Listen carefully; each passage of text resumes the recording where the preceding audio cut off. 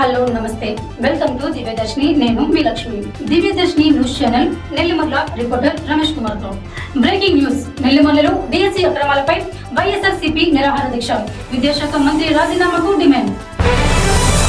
కూటమి ప్రభుత్వ డిఎస్సి నియామకాల్లో అక్రమాలు జరిగాయని ఆరోపిస్తూ నెల్లిమర్ల మొయిదా జంక్షన్ లో గురువారం వైఎస్ఆర్సీపీ ఆధ్వర్యంలో ఒక్కరోజు నిరాహార దీక్ష నిర్వహించారు. మాజీ ఎమ్మెల్యే బడ్డుకొండ అప్పలనాయుడు ముఖ్య అతిథిగా పాల్గొనగా ఎమ్మెల్సీ సురేష్ బాబు సంఘీభావం తెలిపారు. డిఎస్సి అవకతవకలకు బాధ్యత వహిస్తూ విద్యాశాఖ మంత్రి వెంటనే రాజీనామా చేయాలి. ఎన్నికల హామీ మేరకు నిరుద్యోగ భృతిని వెంటనే విడుదల చేయాలి అని నీట్ స్ఫూర్తితో నిరుద్యోగ యువతి డిఎస్ అక్రమాలపై రాష్ట్ర వ్యాప్తంగా ఉద్యమించాలి. స్థానిక ఎమ్మెల్యే 100 రోజుల్లో 100 కంపెనీలు తెస్తామన్న హామీ నిలబెట్టుకోలేదని భోగాపురం ఎయిర్పోర్ట్ పేరు మార్పుపై అభ్యంతరం వ్యక్తం చేశారు. ఈ కార్యక్రమంలో చిక్కాల శాంబశివరావు, గదల సన్యాసినాయుడు, బడ్డుకొండ ప్రదీప్ నాయుడు, సముద్రపు రామారావు తదితర పార్టీ నేతలు, కార్యకర్తలు పెద్ద సంఖ్యలో పాల్గొన్నారు. అధికారం రాకముందు ఏదైతే హామీలు ఇచ్చి సూపర్ 6 కొత్త మేనిఫెస్టో తయారు చేసి జగన్ ఇచ్చినటువంటి పరిపాలన కాదు, అంతకంటే చక్కని పరిపాలన చేస్తామని చెప్పని ఇవాళ ఈ రాష్ట్రంలో ఉన్నటువంటి విద్యాశాఖ మంత్రి, ముఖ్యమంత్రి తనయుడు నారా లోకేష్ గారు ఇచ్చినటువంటి మేనిఫెస్టో, తండ్రి కొడుకు మేనిఫెస్టో ఎవరు నమ్మరు కాబట్టి అందుకు దానికి పక్కన పవన్ కళ్యాణ్ కూడా చెంత చేర్చుకొని అందరినీ నమ్మించి మెరుగైన పరిపాలన చేస్తాను, ప్రాంతాల అభివృద్ధి చేస్తాను, యువతీ యువకులందరికీ కూడా నిరుద్యోగంగా ఉన్నటువంటి వారికి ప్రతి ఇంటికి కూడా 2 ఉంటే 6,000, 1 ఉంటే 3,000 చెప్పిన అందరికి కూడా ఈ నిరుద్యోగ భృతి ఇస్తాం, 50 సంవత్సరాలకే పెన్షన్ ఇస్తాం అని చెప్పని పెన్షన్ ఇస్తామని చెప్పి మరి ఇలాంటి తాలూకా మోసపూరితమైనటువంటి కార్యక్రమాలన్నీ కూడా హామీలు ఇచ్చారు. మరి దాని మీద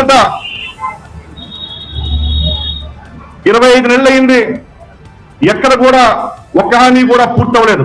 సూపర్ 6లో ఫ్రీ బస్ తాలూకా లాంచ్ చేశారు. ఫ్రీగా 3 గ్యాస్ సిలిండర్లు ఇస్తామన్నారు, అది కనబడదు. 50 సంవత్సరాల పెన్షన్ అన్నారు, అది ఎక్కడుందో కనబడదు. అలానే నిరుద్యోగ భృతి అన్నారు, కనబడదు. లక్షల మందికి ఉద్యోగాలు ఇస్తామన్నారు, అది కనబడదు. ఇవన్నీ పక్కన పెట్టి 1-2 కార్యక్రమాలు చేసి సూపర్ 6 సూపర్ సక్సెస్ అని చెప్పని మరి సీనియర్ ముఖ్యమంత్రి అంటాడు, సీనియర్ నాయకుడు అంటాడు, 40 సంవత్సరాల ఇండస్ట్రీ అంటాడు చంద్రబాబు నాయుడు. ఇవాళ ఇలాంటి సంబరాలు చేసి మరి ప్రజలందరినీ కూడా మోసం చేసి, మహిళల్ని మోసం చేసి, రైతుల్ని మోసం చేసి, నిరుద్యోగ యువతీ యువకులను మోసం చేసి, ప్రాంతంలో ఉత్తరాంధ్రలో ఉన్నటువంటి మన ప్రాంతాన్ని కూడా ఇవాళ మోసం చేశాడని చెప్పని నిన్ననే మోసం కనపడ్డది మనకి. ఎందుకంటే భోగాపురం రైతులు భూములు ఇస్తే ఆ ఎయిర్పోర్ట్ అల్లూరు సీతారామరాజు అని చెప్పి పేరు పెట్టాడు. అంటే విశాఖపట్నం చెందిన ఎయిర్పోర్ట్ కింద పరిగణించినటువంటి పరిస్థితి చేశాడు. మరి ఇలాంటి తాలూకా దురదృష్టమైనటువంటి సంఘటనలు ఈ ప్రాంతం నుంచి ఎక్కువ ప్రభుత్వానికి మనం తాలూకా ట్యాక్స్ కడుతుంటుంటే ఈ తాలూకా డబ్బులన్నీ తీసుకెళ్లిపోయి వారు తాలూకా సామాజిక వర్గాన్ని పెట్టి పోషించడానికి ఈ పెట్టుబడులన్నీ తీసుకెళ్లి అమరావతిలో పెడుతున్నాడు. ఆ వర్షాధార భూములు అమరావతిలో పెట్టుబడి పెడితే మరి ఆ రోజు నుంచి ఈ రోజు వరకు 25 నెలల్లో కూడా ఒక కాంక్రీట్ కానీ, ఒక పుట్టింగ్ కానీ, ఒక నిర్మాణం కానీ జరగదు కూడా అని చెప్పని తెలియజేస్తాను. మరి మా ప్రాంతాల్లో మరి పెద్దలు సాంస్వరాజు గారు పరిపాలన చేశారు, కీర్తిశేషులు. అలానే నారాయణస్వామి గారు పరిపాలన చేశారు. నేను కూడా 10 ఏళ్ల పాటు పరిపాలన చేశాను.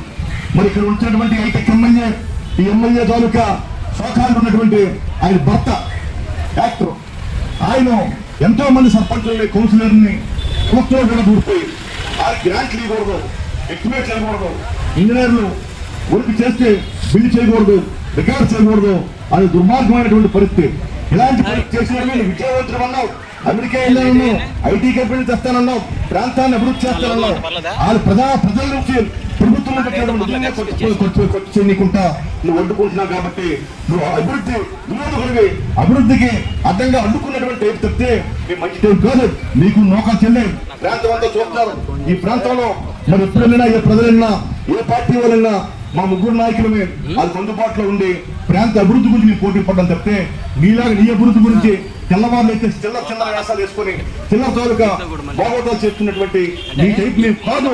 అందుకని ప్రాంతం కూడా ఒకసారి మహిళలు ఒక ఆడదా అబద్ధం ఆడదు కాబట్టి నిజంగా చెప్తుందని చెప్పిన ఆలోచన పడ్డారు.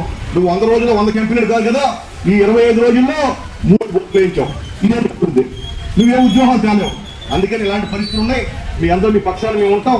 మన 4 రోజుల కార్యక్రమం ఇది దిగ్విజయంగా నిర్వహించి జయప్రదం చేసి 10వ తారీఖున ఉన్నటువంటి ఉదయం 9 గంటలకే మరి ఎండలు కాలం అది ఉంది కాబట్టి మనం ఏదైతే జరదాపేట రాజబంగారం గుడి దగ్గర నుంచి కరెంట్ ఆఫీస్ దగ్గర నుంచి మురి జంక్షన్ వరకు ఆ రద్దీని కూడా మీ అందరూ జయప్రదం చేయవలసిందిగా మిమ్మల్ని అందరూ నాయకులందరినీ కూడా పేరు పేరున కోరుకుంటూ మరి ఇక్కడ ఉన్నటువంటి విద్యార్థులు ఎవరైతే ఉద్యోగం నుంచి దగ్గరపడి మోసపోయినటువంటి విద్యార్థులు ఉన్నారో వీళ్ళందరికీ కూడా ఈ పక్షాన వైఎస్ఆర్సీపీ మరి తాలూకా జాతీయ అధ్యక్షుడు మాజీ ముఖ్యమంత్రి జగన్మోహన్ రెడ్డి గారు కానీ మేము కానీ మన మండల నాయకత్వం కానీ జిల్లా నాయకత్వం కానీ మీకు అండగా ఉంటాము అని చెప్పని తెలియజేస్తూ లోకేష్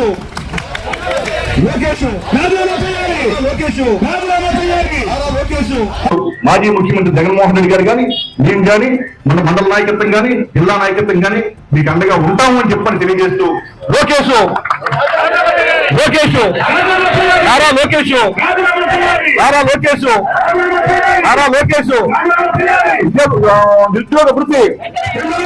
నిరుద్యోగ వృత్తి అదేవిధంగా అసలు డిఎస్సి పేపర్ అనేది ఒక ఎస్సీఆర్టీ అనే సంస్థ, ఒక అవుట్ సోర్సింగ్ సంస్థ ఈ డిఎస్సి పేపర్ అనేది తయారు చేసింది.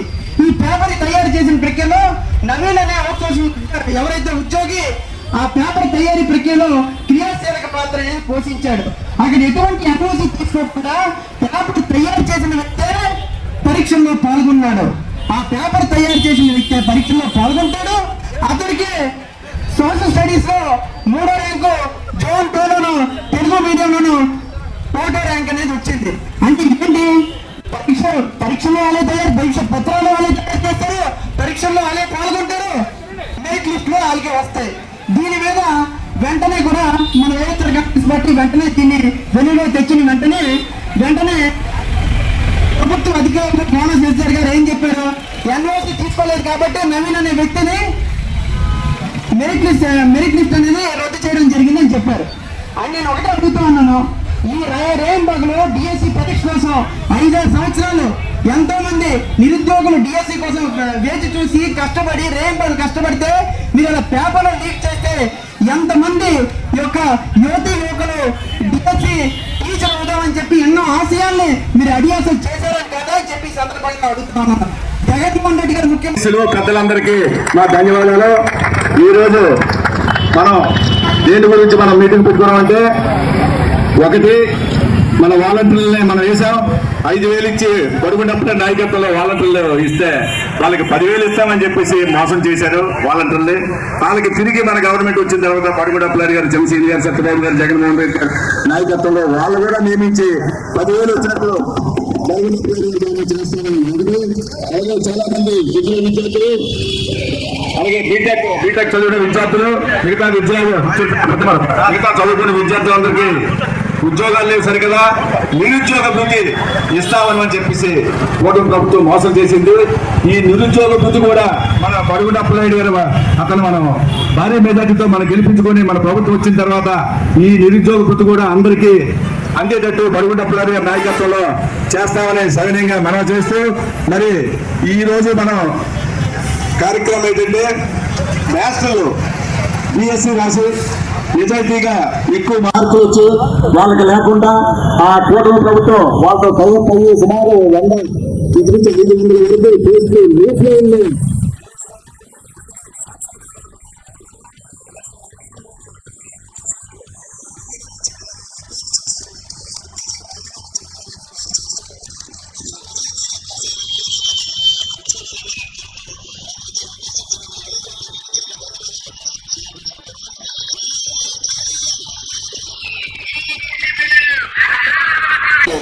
మరి మొన్న జరిగినటువంటి బిఎస్సి ఉద్యోగ నియామకాల్లో ఘోరమైనటువంటి అక్రమాలు జరిగాయి. కష్టపడి తల్లిదండ్రులు కష్టపడి నా కొడుకు ప్రయోజనం అవుతాడని మరి ఎక్కడికెక్కడికో వెళ్ళి కోచింగ్లు తీసుకొని వారి పరీక్షలు రాసి మరి అర్హత సాధిస్తే ఈరోజు వారికి మరి ముందు చేయాలయ్యింది.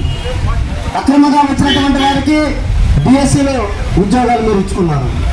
దేని నాయకుడు పిలుపు మేరకు ఈరోజు ఇక్కడ ఉన్నటువంటి ఏదైతే దగాపడ్డ డిఎస్సీ యువకులు ఉన్నారో వారికి సంఘీభావం తెలియజేయడానికి మరి పెద్ద ఎత్తున ఇక్కడికి వచ్చిన మీ అందరికీ నమస్కారం తెలియజేసుకుంటాం. మరిన్ని లైవ్ అప్డేట్స్ కోసం దివ్యదర్శిని ఛానల్ ని ఫాలో అవ్వండి, సబ్స్క్రైబ్ చేయండి, కామెంట్ చేయండి.